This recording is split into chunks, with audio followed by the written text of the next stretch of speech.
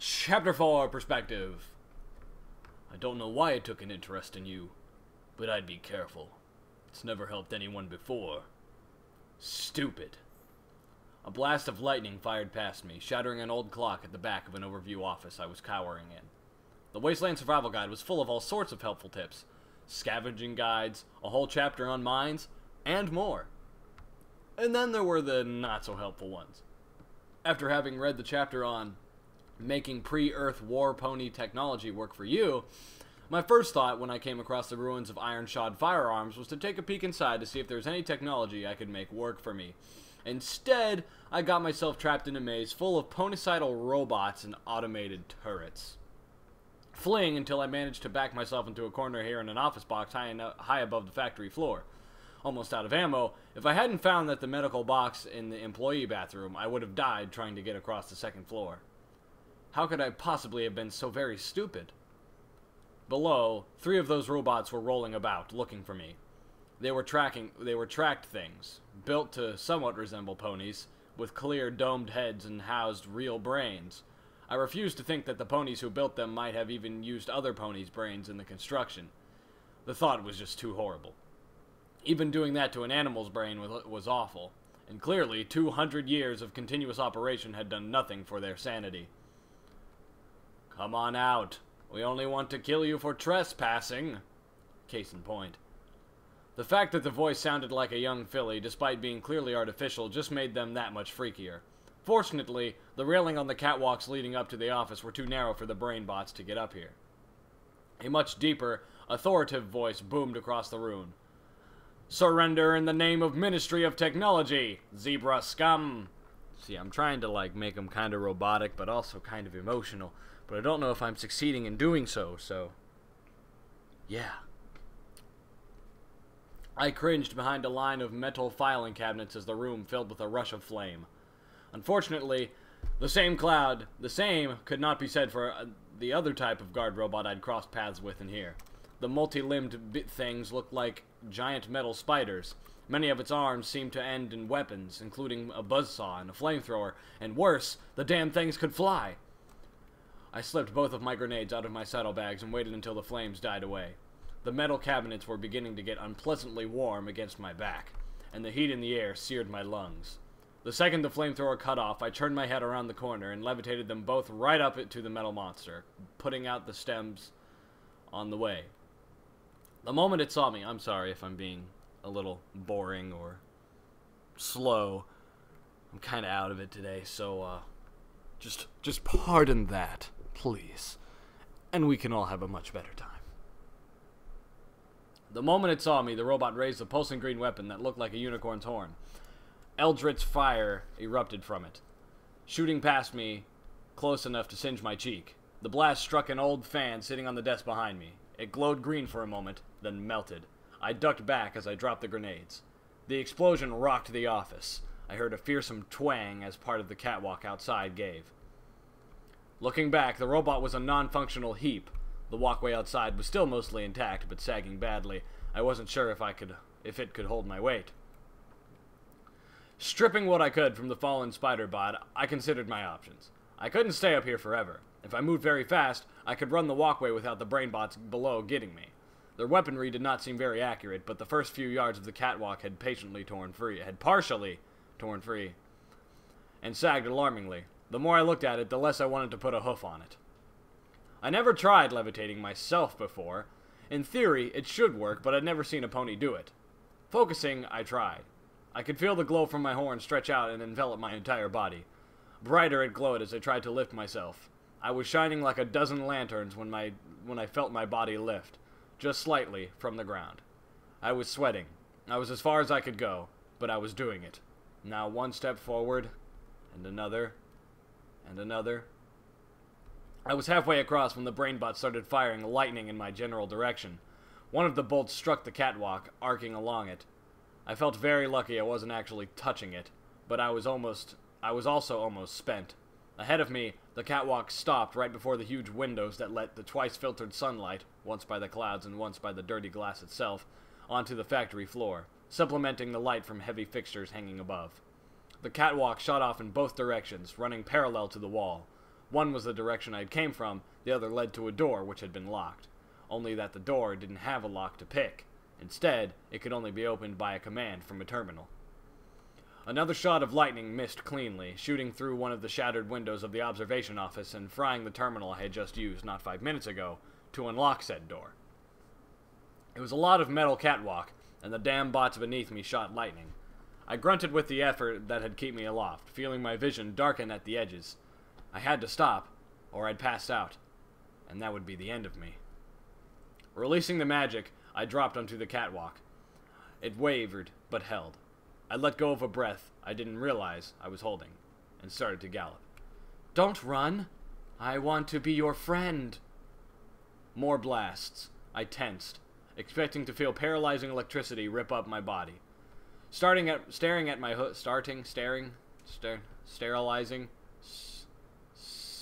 I can't think of any other words that start with ST at the moment. At my hooves.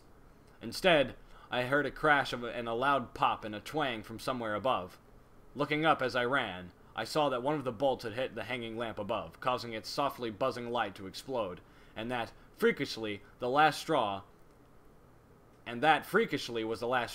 It snapped loose from the badly aged, cracked ceiling above and swung down, crashing into the catwalk behind me.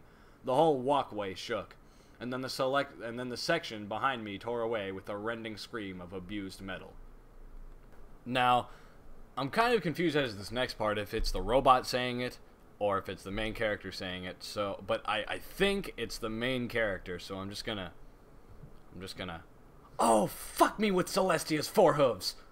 I'll admit, my repertoire for colorful descriptions had grown more profane from my experience with the Raiders, but as I galloped down the walkways at heart-tearing speed, trying to keep ahead as the sections of catwalk began to fall down onto the factory floor like a thunderous, lethal game of dominoes, I felt the sentiment entirely appropriate. I was almost to the door when the metal walkway dropped out from under me. I threw myself forward, carried only on momentum, and caught the final section with only my forelegs. I hung there, my hind hooves dangling several stories over an ancient rifle assembly line that had been crushed by the fallen catwalk.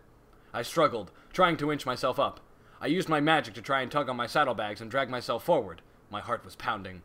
I fought to keep visions of falling from dominating my imaginations. Tried not to think of my back breaking as I landed on the conveyor belt below. At least the damned brain bots weren't shooting at me anymore, having scurried for cover. It seemed to take forever, but inch by inch I pulled myself onto the final section of the catwalk. It wobbled threateningly beneath me, sticking out from the wall like a diving board, held in place by bolts that wiggled and widened holes. Cautiously, I got my hooves under me and stepped lightly towards the door. A blast of lightning hit the catwalk, shooting up my legs and sending me into painful convulsions. Ouch. I collapsed, shaking, on the walkway, my mane and tail hair standing on end. That's just unfortunate. The walkway responded with a metallic cry and tilted several inches, threatening to dump me into the gulf below. I struggled shakily to my feet. Another blast shot up from almost directly beneath me, missing the walkway by less than a foot and striking the ceiling above. Bits of singed plaster rained down. I gave the door a push, and was vastly relieved when it swung open. Then the catwalk gave further. I lurched, wrapping my forelegs around the doorframe to keep from sliding down into the now quite steep metal platform. A third electrical blast ripped through the air, striking another strip of industrial lighting, whose light also exploded, making it swing perilously. Grunting, I pulled myself into the room.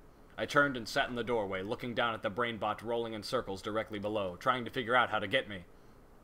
Then, with the strong kick of my forehooves, I knocked the last of the catwalk loose.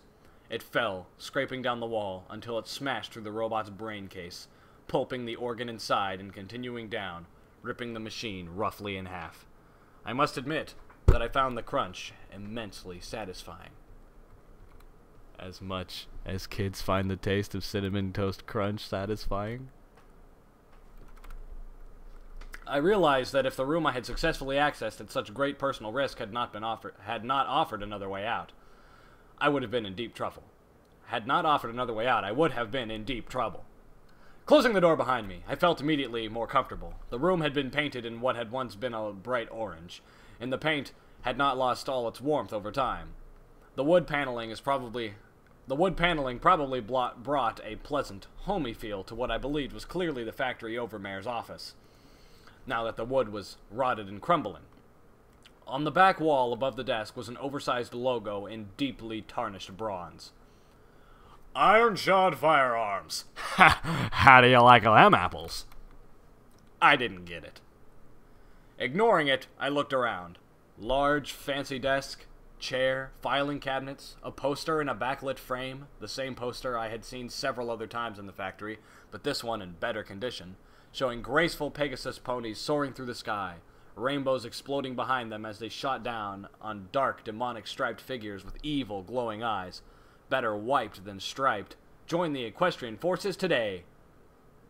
A wardrobe. My eyes barely touched these, moving to the important things first. The office held a terminal I could hack, a wall safe I could pick, and a personal elevator that, if it worked, would get me safely to the first floor and out of this death trap. There was an ammo box under the desk. Then my eyes fell on something unique. Mounted on the opposite wall was a glass case. In case any of you didn't catch that, I had to cut the audio right there because shortly after I said mounted on the opposite wall, I yawned, so I had to cut the audio to prevent it from being bad. But this video is already bad. And in case that was a beautiful and perfectly preserved revolver. And in the case was a beautifully and perfectly preserved revolver. See what I'm talking about? This video is bad. A similar model to mine, but crafted with what must have approached love. It had a scope and an ivory bit molded for extra comfortable fit in the mouth and ease of the trigger. On the handle was an emblem. 3 apples. I tried my hoof at the safe first.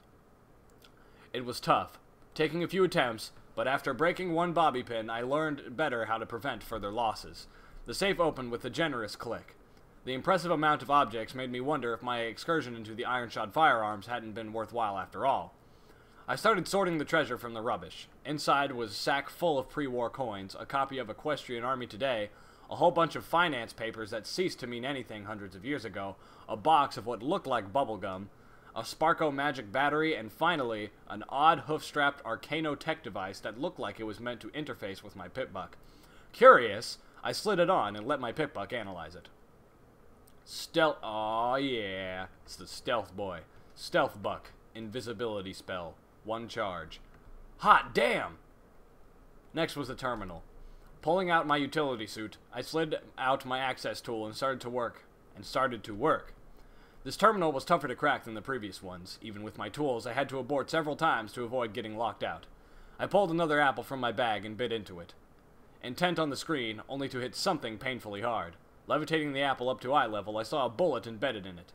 Looking down at my saddlebags, there was indeed a small hole, although it took me a few minutes to remember when that had happened. Once in, I discovered the whole mess of old notes and messages. In addition, the terminal had a shutdown key for all the robotic security, and it could remotely open both the safe and the display case. I rolled my eyes, thanking the universe ever so much for giving me this potentially life-saving option, only now that I'd already fought my way to the finish and no longer needed it. I also realized that I could have saved myself a bobby pin if I had worked on the computer first. I told the terminal to open the display case. Doing so triggered a message. Cousin Brayburn, I know we ain't talked in some time, but the war effort's taking a twist for the scary, and I might not have a chance to see you again. I want to mend fences. Now, I ain't gonna muck this up with words. We all know how well that went last time. Instead, I'm sending you a Lil Macintosh as a gift, as an apology. Show you I'm sincere. Keep him safe for me, will you? I'm pretty sure, fairly certain, that Apple Bloom used to own this gun shop, and Applejack is the one who crafted the revolver for her. The accent was very much like the voice I heard on Velvet Remedy's Pip-Buck, although this time it was clearly not from the same pony, but it was the earnest tone of the recording that made me pause. 200 years ago, some pony had given this gun as a token of an apology and as an effort to reconnect with family, and that some pony's cousin had done just as she asked, preserving the weapon for generations after his own death. I wasn't going to leave it there, untouched by any pony until the building collapsed on it, but when I took it, I removed it respectfully. All that was left was going through the rest of the office. The ammo box held bullets for Little Macintosh, and not a shy amount. In the wardrobe, I found some old maintenance suit that I could use to repair the holes in my own utility barding, and the other garments that I left behind. Eventually, I turned the elevator and pushed the button. Nothing. Of course it didn't work. The wasteland just couldn't give me a break. Pulling out my tools, I opened the side panel and tried to figure out what was wrong, and if I could fix it from here. But to my relief, I could. The elevator proved to be in impressive condition, particularly considering the rest of the building, but the battery for the interface was dead. As Celestia's mercy would have it, there had been a replacement in the safe. One swapping of batteries later, I was on my way. As the door slid shut, the thought crossed my mind. Macintosh, wasn't that... ... I trotted between the collapsed buildings that littered the area around Ironshod Farms, not having any particular direction to go. Aimless, I hadn't found any signs of civilization. Civilized civilization. I had kind of given up on finding Velvet Remedy for now. I was satisfying myself with random exploration, although that had just proven exceptionally dangerous. In Stable 2, I knew exactly what my future would be, as unbearably dull as it would have been, out here. In the open outside, I was struggling with just the opposite. I never considered that having an assigned place might be as much as a relief as it was a burden. My ears perked at the sound of an overwrought, triumphant music. I watched as a sprite bot fluttered down across the street. Running up to it, I drew myself around in front of it. Watcher? It just floated by. I dashed in front of it again. Hello? The music just kept playing. I waved a hoof in front of its lack of face. It danced around me and kept going. Well, that was helpful. I picked a random direction and started trotting again. I thought of Watcher's advice. Armor, check. Weapon, double check. Guidance, I looked back at Ironshod Building. A bit iffy, but check. Friends? It's kinda hard to make friends when there doesn't seem to be any pony around. My exasperated voice echoed off crumbling walls of concrete. If this was a quest, it was a lame one. I seriously needed to find something to do, preferably other than dodge and duck. In Stable 2, I felt painfully ordinary. I yearned to be special. Now, I yearned to be anything. My downcast eyes chanced upon a Red Rider scooter amidst the ruins. Reaching out a hoof, I flipped it back onto its wheels and prodded it back and forth a few times. 3 of the wheels were locked with rust, but to my surprise, one still turned. Looking up, I found myself at the edge of a playground. The swings and slide jutted into the oddly colored air, blackened by ancient spellfire, like bones of a great dead beast. The merry-go-round was warped and canted. The skeleton, spooky, of a baby pony was still curled at one end. Sadness and immense shame flooded me. I had been feeling sorry for myself in the midst of all this. Another tiny skeleton lay against the burnt husk of a tree, 3 roller skates in the dirt near its hooves. The 4th, I doubted anyone would ever know. I plodded on, moving through the silent impromptu graveyard. At the far end, sheltered by walls that were mostly still intact, I found an old vending machine, Sparkle Cola. The machine still advertised through the years of grime. It featured a backlit emblem of stylized carrots. So you're telling me that this is Sparkle Cola, and in the background, there's carrots. So, is it a carrot-flavored beverage? But that doesn't make any sense. If it's Sparkle Cola, and furthermore cola, then it shouldn't be flavored like a vegetable. Can you imagine if they made vegetable-flavored soda in real life? Have they done that? I don't think they have. Maybe they have. Like, okay, yeah, they have, like, vegetable-flavored drinks, but vegetable-flavored soda. Like, carrot soda. That would taste kind of weird. And, you know, nobody would ever go for, like, the broccoli soda or the corn soda. Like, I don't think that there's any possible flavor of vegetable that would taste good in soda format. I mean, yeah, I just, like, not even corn. Corn is, like, my favorite vegetable, but, I mean, in soda format, that would just be weird. That would be bland more than anything. I don't know. Surprisingly, the machine still looked functional. Fishing out a few pre-war coins, I fed them into the machine. I didn't actually expect they would still have soda after all these years. I was astonished when a bottle rolled out dutifully. I suddenly realized how awfully thirsty I was. The Sparkle Cola was lukewarm, but actually rather delicious, with a delightfully carroty aftertaste. What? A carroty aftertaste and a cola. Oh, boy.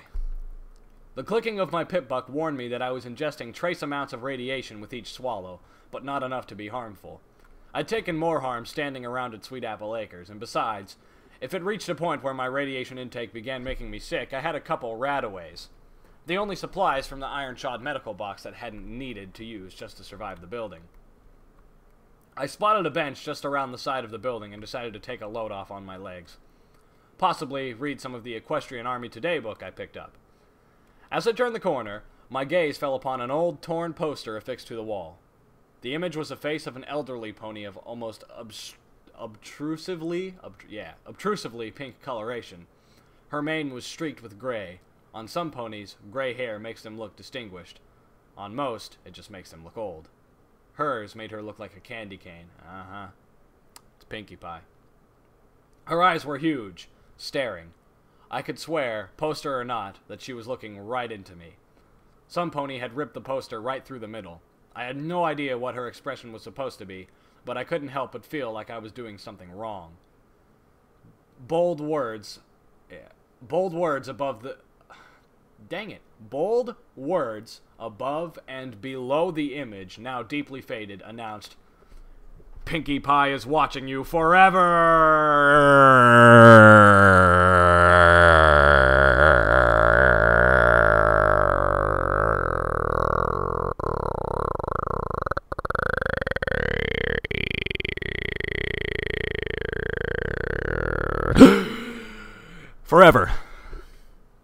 There were additional words very tiny beneath, so small and faded that I had to lean close and strain to read them.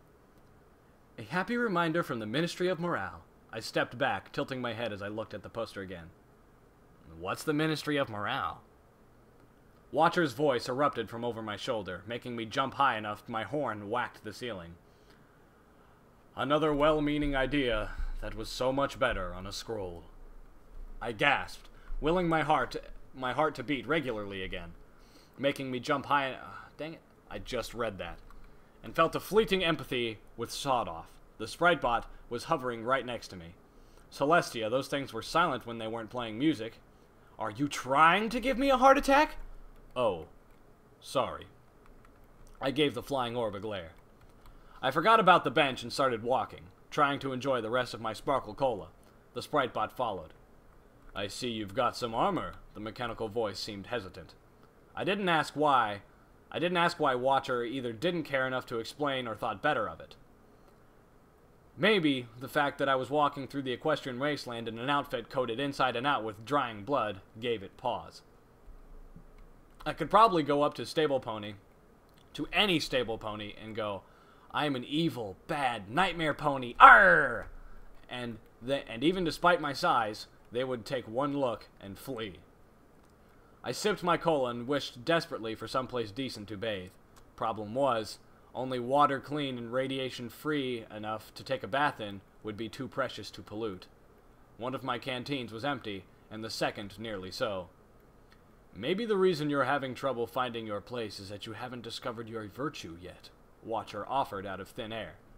I stopped. "What? How do you... Never mind. Then, what do you mean, my virtue?"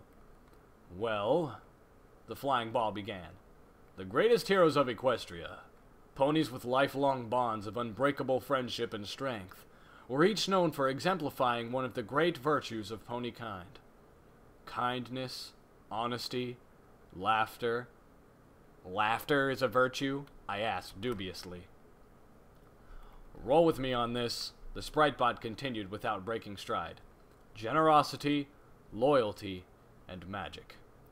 They didn't really know themselves, or each other, until one pony came to realize that her friends represented these virtues, and together they grew to live by them.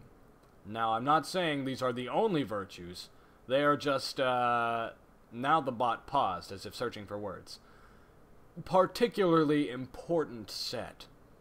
I'm saying that perhaps, if you learn to recognize the dominant virtue in your own heart, you will find yourself, and you won't need anyone or anything else to tell you your place in the... Watcher's voice cut out with an abrupt pop, and music once again poured from the bot. Brilliant.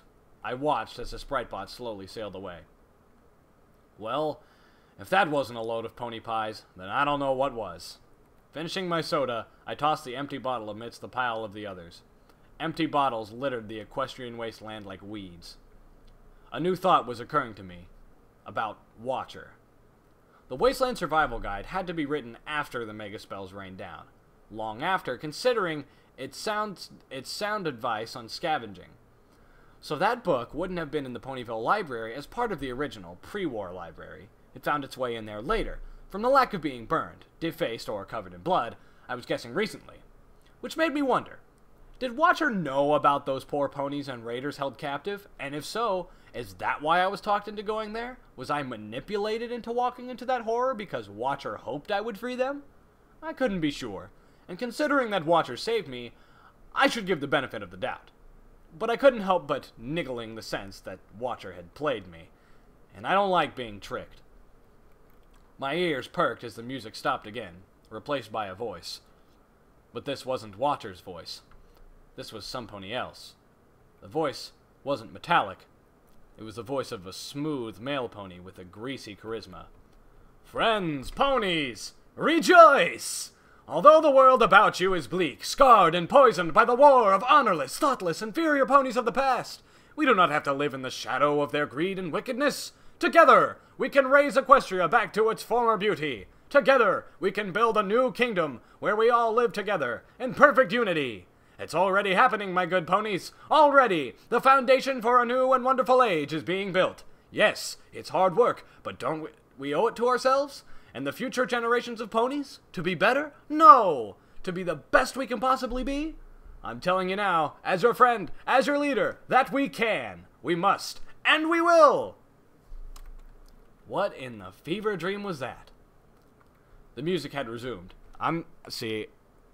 Having done the voice acting for Red Eye, that was kind of a cross, because, you know, maybe he's like the Galaxy News radio guy whose name... Three Dog, that's his name.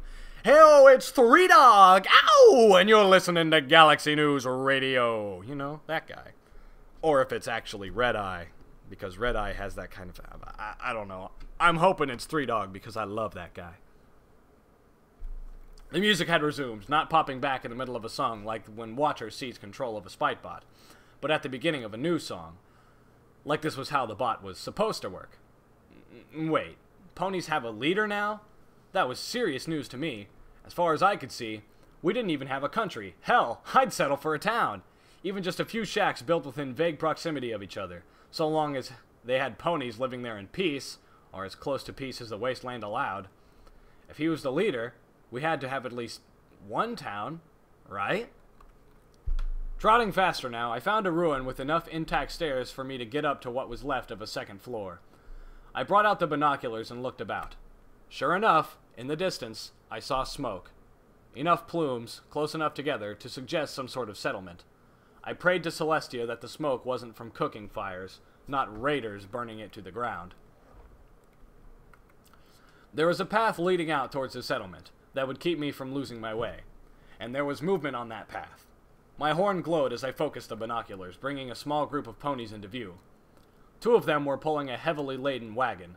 A young pony rode on its back, apparently talking with two others who were guiding equally burdened two-headed beasts.